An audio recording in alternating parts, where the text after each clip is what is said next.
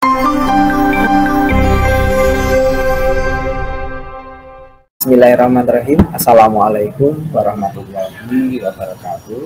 Waalaikumsalam warahmatullahi wabarakatuh. Alhamdulillahirrahmanirrahim. Bagaimana kabarnya Pak Edi? Alhamdulillah baik, sehat ini Pak Taufik, sehat lahir batin ini. Alhamdulillah, terima kasih Pak Edi, semoga tetap sehat selalu. Nah, di sini bagaimana yang dirasakan Pak Edi sekarang? Apakah bahagia?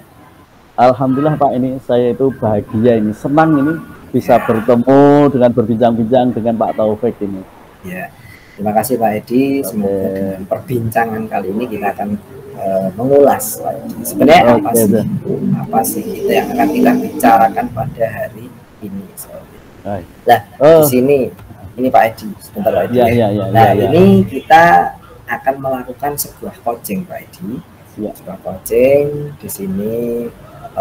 Apa sih Pak Edi yang mau kita bicarakan pada hari ini itu sebenarnya apa sih? Ini Pak Taufik, saya ini ingin bicarakan soal kegiatan yang ada di sekolah ya, sekolah ya. Saya akan lebih berfokus itu kegiatan yang di luar kelas ya. Di luar kelas biasa kita sebut dengan ekstrakurikuler ya.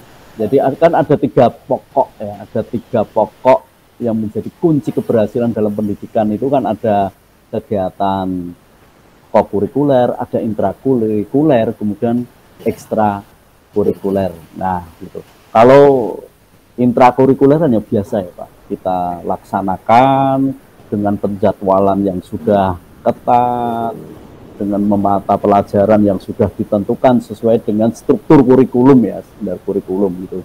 Kemudian kalau kurikulum itu tambahan ya, itu sebagai tambahan untuk lebih memperdalam pembelajaran itu. Nah, kemudian kalau ekstra itu kan pembelajaran di luar sekolah ya, atau di luar kelas. Nah, sebenarnya ini kan tidak bisa terpisahkan ya, tidak bisa dipisahkan antara ekstra, intra, dan kokurikuler itu ketiganya itu saling satu ya, tidak bisa dipisahkan ini intrakurikuler ekstra tidak. Nah, selama ini itu sekolah itu kan kurang memberikan porsi untuk kegiatan ekstra, padahal ini kan sangat penting untuk kemajuan siswa itu Pak Taufik.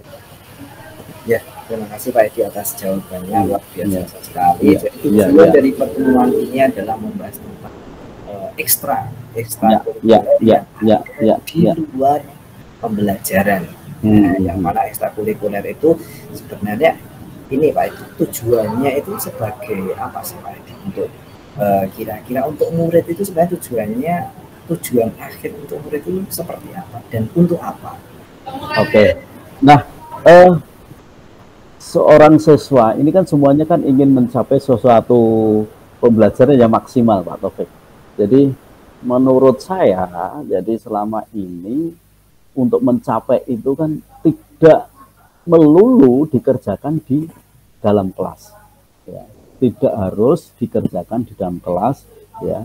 Nah, untuk menunjang itu, karena siswa itu kan memiliki minat, memiliki bakat, ya. Nah, minat dan bakat itu perlu diberikan porsi, diberikan peluang untuk berkembang. Nah, selama ini kalau ekstra itu tidak diberikan waktu yang cukup, hanya melulu ke akademik, pembelajaran matematika, fisika digenjleng itu dan seterusnya. Tetapi di dalam diri itu nanti siswa kan akan berontak itu. Ya, kan berontak. Mungkin dia secara terpaksa mengikuti kegiatan itu di dalam kelas. Ya, karena di absen, karena dan sebagainya, nanti tuntutannya kan nilai harus sesuai dengan KKM ya. Dia hanya ikut di dalam kelas tapi ya mungkin mengantuk, tidak memperhatikan dengan sungguh, karena apa?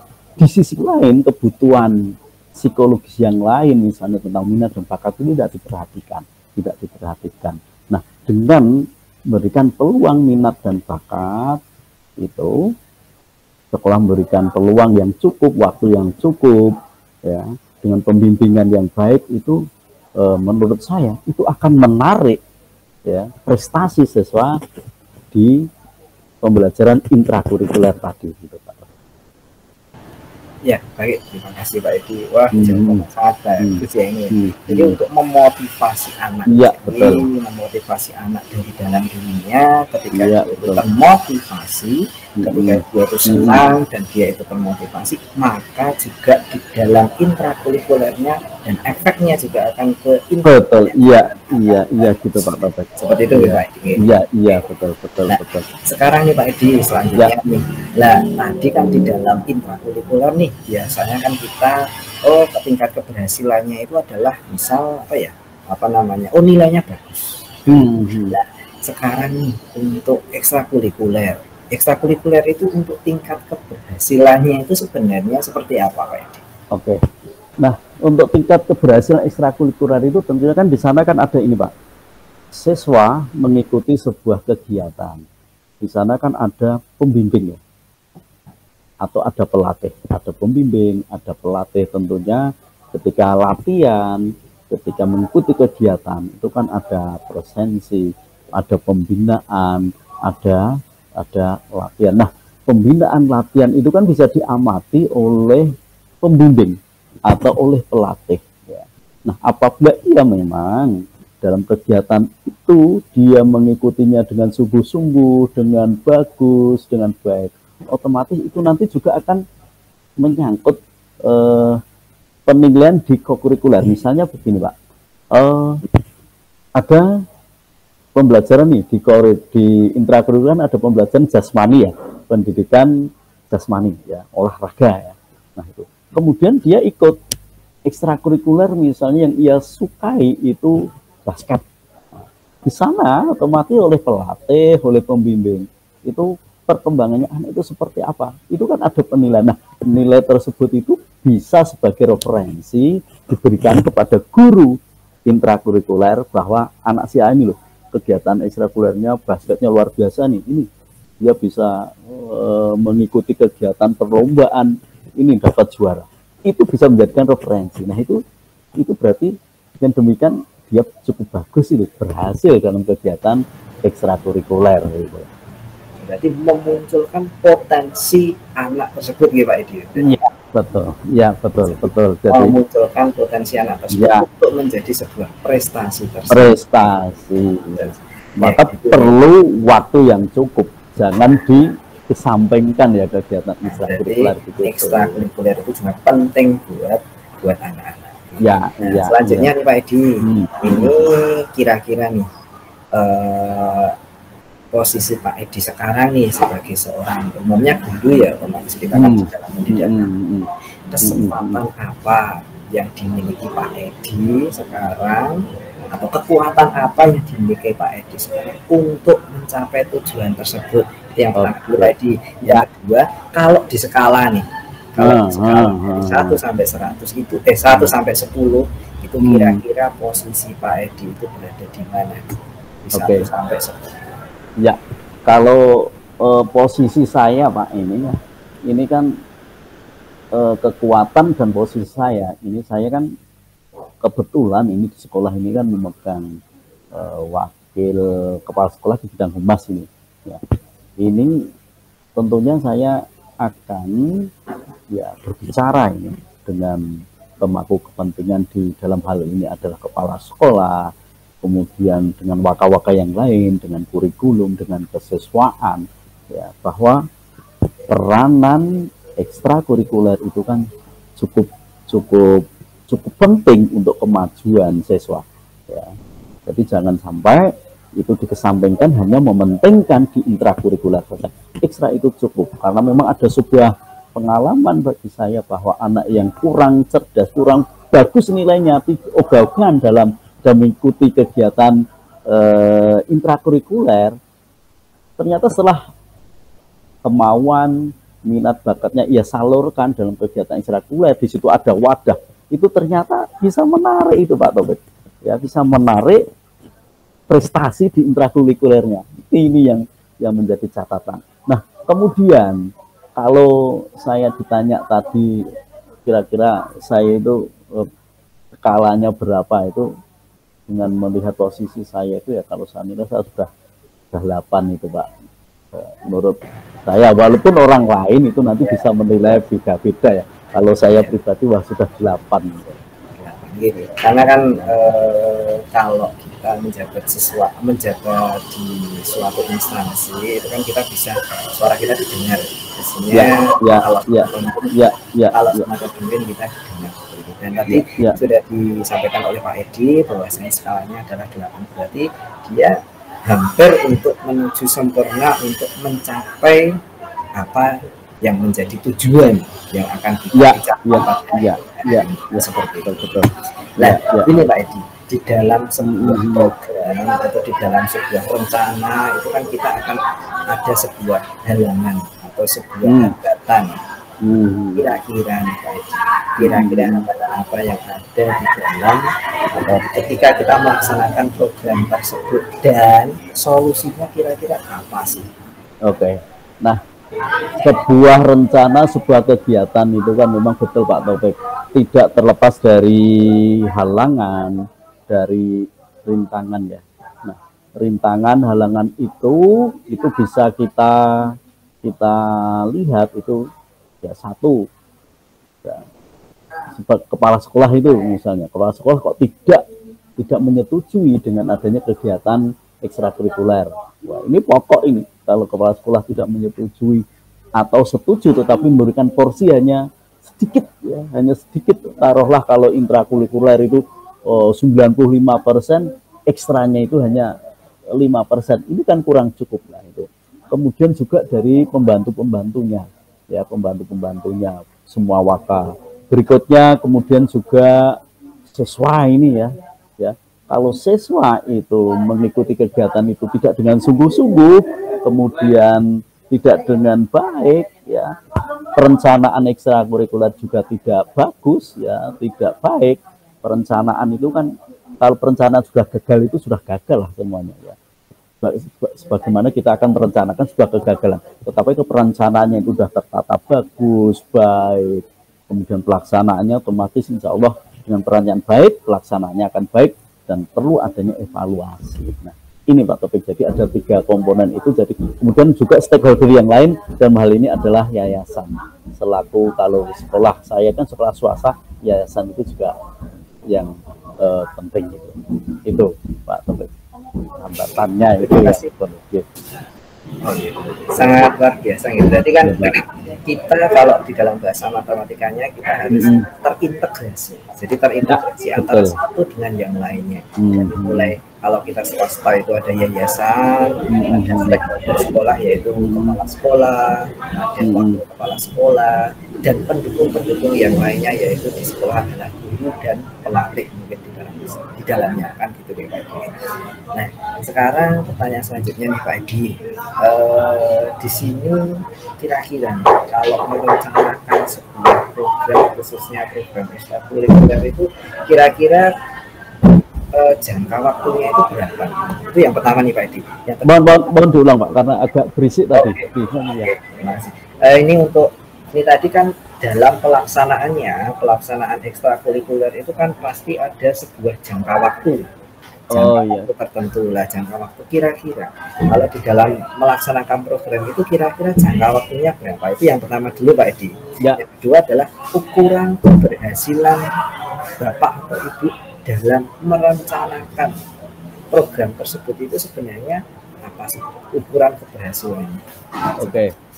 Ya, kalau jangka waktu di dalam sekolah itu kan ini Pak, ada pembagian waktu ya. Ada semester pertama, semester kedua dalam 1 tahun pembelajaran kan, ada semester gasal, ada semester genap. Nah, untuk penjangka waktuan itu kan juga dibagi menjadi 2 itu. Jadi di semester pertama, semester kedua atau semester gasal dan semester genap gitu.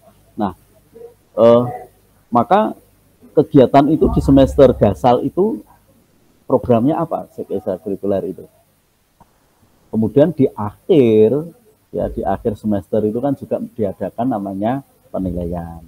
Kemudian setelah itu adakan evaluasi ya.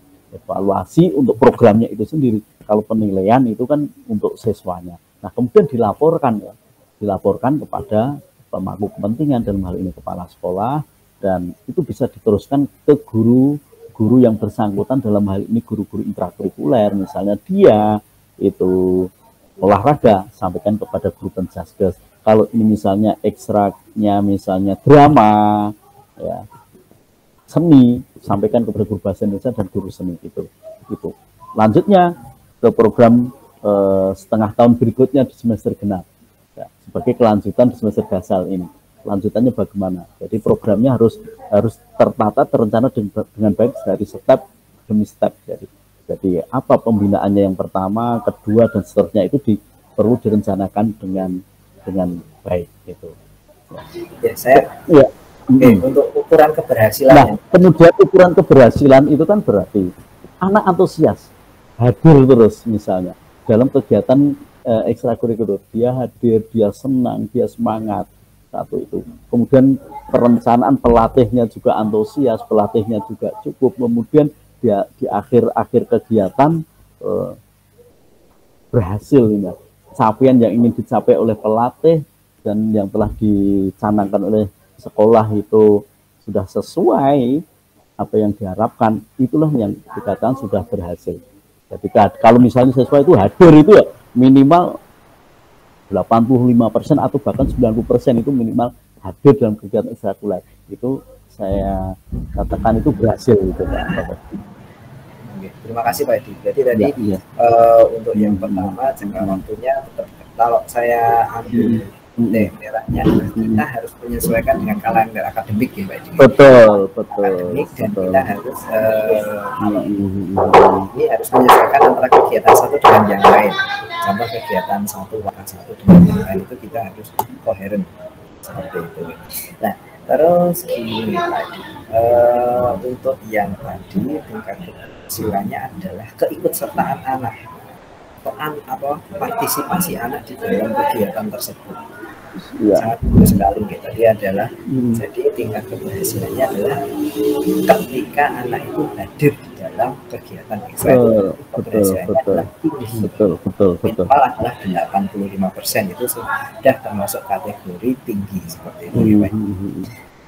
Terus yang selanjutnya nih, apa komitmen Bapak itu terhadap rencana yang akan Bapak lakukan ini, Pak? Ya, kalau saya berkomitmen bahwa kegiatan ini harus diberikan porsi yang cukup, ya. Kegiatan ini harus diberikan porsi yang cukup, dan saya terus berusaha bagaimana, karena saya selaku waka juga bisa mempengaruhi kepada yang lain. Saya akan berusaha bahwa apabila minat dan bakat siswa itu diberikan porsi yang cukup, diberikan peluang yang cukup, maka siswa itu akan bahagia, ya, sesuai dengan apa yang dicanangkan Ki Hajar Dewantara. Ya, kita kan perlu membahagiakan siswa, ya. Perlu siswa itu hadir dengan cukup senang, cukup gembira, bahagia itu. Nah, dengan senang, gembira dan sebagainya, otomatis menurut saya akan menarik prestasi, kemajuan pada diri anak tersebut. Nah, saya komitmennya harus komitmen itu harus kita laksanakan dengan sebaik-baiknya dengan berbagai macam usaha gitu. Baik, terima kasih. Ini mungkin pertanyaan yang terakhir nih. Ya. Dari komitmen yang Pak Edi tadi sampaikan, tentang sungguh-sungguh untuk program ini yang seperti itu. Nah, kira-kira siapa nih Pak Edi? Siapa yang membantu Bapak itu untuk menjaga komitmen tersebut? Kira-kira ya, yang pertama yang saya butuh bantuan, ya. Satu, tentunya kepala sekolah, ya. Sebelum kepala sekolah yayasan itu harus mensupport, ya. Yayasan, kepala sekolah, semua pembantu kepala sekolah, semua waka, kemudian semua guru, kemudian semua pegawai atau TU, ya, tenaga kependidikan. Kemudian yang menjadi kunci juga siswa. Ya, siswa itu harus membantu agar kegiatan ekstra itu memang berjalan dengan baik. karena dia kan sesuai dengan minat dan bakatnya, dia masuk ya harus mendukung dengan sebaik-baiknya. Ini Pak, juga dukungan yang ini baik materi mau spiritual maupun material kan. Ya, terima kasih Pak Edi. Jadi intinya adalah yang berperan serta di dalam pelaksanaan program ini, yang mensukseskan program ini ya semua warga sekolah kan gitu ya Pak Edi. Iya, betul. Didukung dengan sarana prasarana dan pendanaan yang ada. Betul, iya itu ya. Betul, betul. Iya. Terima kasih Pak Edi atas kesempatan mengajar pada hari ini. Semoga dengan kegiatan ini kita menjadi terbuka dalam target Pak Edi adalah ini, target Pak Edi sasarannya ini, tujuannya ini, kita akan menyasar ini, aksi nyatanya seperti apa kita tadi sudah rancangkan, dan termasuk yang berperan serta di dalam aksi nyata itu apa saja atau siapa saja, itu tadi kita rencanakan di sini. Itu ya Pak Edi. Nah di sini mungkin dari saya, coach itu mohon maaf kalau ada tadi pertanyaan yang salah, mungkin saya cukupkan sekian tadi. Assalamualaikum warahmatullahi wabarakatuh. Waalaikumsalam warahmatullahi wabarakatuh. Terima kasih Pak Taufik. Nah di sini waktunya adalah refleksi diri. Untuk pertanyaan yang pertama, di sini saya sebagai coach. Di sini pertanyaan pertama, apa yang sudah berjalan dengan baik selama percakapan? Di sini tadi saya melihat percakapan yang dilakukan coach dengan coach ini sangat hangat, sangat memotivasi untuk coach itu memaparkan pendapatnya dengan leluasa, dengan luas. Jadi yang sudah berjalan baik seperti itu. Terus yang kedua, apa yang masih perlu diperbaiki atau ditingkatkan? Mungkin dalam manajemen waktu, karena di sini manajemen waktunya hanya kita diberikan waktu 20 menit, dan ini tadi mungkin lebih dari 20 menit dikarenakan mungkin karena obrolan kita ini obrolan yang sangat-sangat hangat ya, menarik, hangat. Nah makanya di sini kita harus manajemen waktu di dalam pelaksanaan coaching. Nah yang ketiga adalah apa yang Bapak lakukan untuk tetap dalam kondisi present, kehadiran penuh sebelum dan saat melakukan coaching. Nah di sini tadi saya melakukan menanyakan kabar dari Pak Edi, menanyakan kabar dari bagaimana kabarnya dan kondisinya pada saat ini, untuk membentuk present, yaitu kehadiran penuh dari Pak Edi di dalam pembicaraan kita atau diskusi kita di sore hari ini. Yang selanjutnya adalah apa yang Bapak lakukan untuk memperbaiki atau meningkatkannya. Ya, jadi untuk meningkatkannya, mungkin saya ingin menerapkan metode stop yang nanti lebih tenang, lebih terbuka, lebih nyaman di dalam kita diskusi, dan yang penting adalah manajemen waktu di dalam pelaksanaan coaching. Nah, sekarang Pak Edi sebagai coaching, monggo silahkan. Ya, makasih Pak Taufik. Saya selaku coaching saat ini, apa yang saya rasakan saat coaching itu, yang pertama saya senang ini Pak Taufik. Ya, saya senang ini, saya bisa menyampaikan sesuatu, ada yang mendengarkan, ada yang menanyakan, dan seterusnya. Ini saya sangat tertantang, senang dengan apa yang saya bicarakan. Kemudian selanjutnya ini dengan pertanyaan-pertanyaan Pak Taufik ini, saya merasa ini lebih harus mengetahui kegiatan itu secara lebih mendalam berarti ya. Awalnya baru rencana-rencana, dan ini sepertinya saya harus memahami lebih mendalam apa yang menjadi pokok pembicaraan, dan tertantang ini Pak Taufik untuk segera melaksanakan dan bekerjasama dengan pemangku kepentingan. Ini Pak Taufik. Ya. Terima kasih Pak Edi. Paparannya tadi mengenai apa yang dirasakan coaching pada hari ini. Semoga coaching pada hari ini memberikan manfaat untuk kita semua gitu. Amin. Oke. Mungkin dari coaching ini saya cukupkan sekian. Wassalamualaikum warahmatullahi wabarakatuh. Waalaikumsalam warahmatullahi wabarakatuh.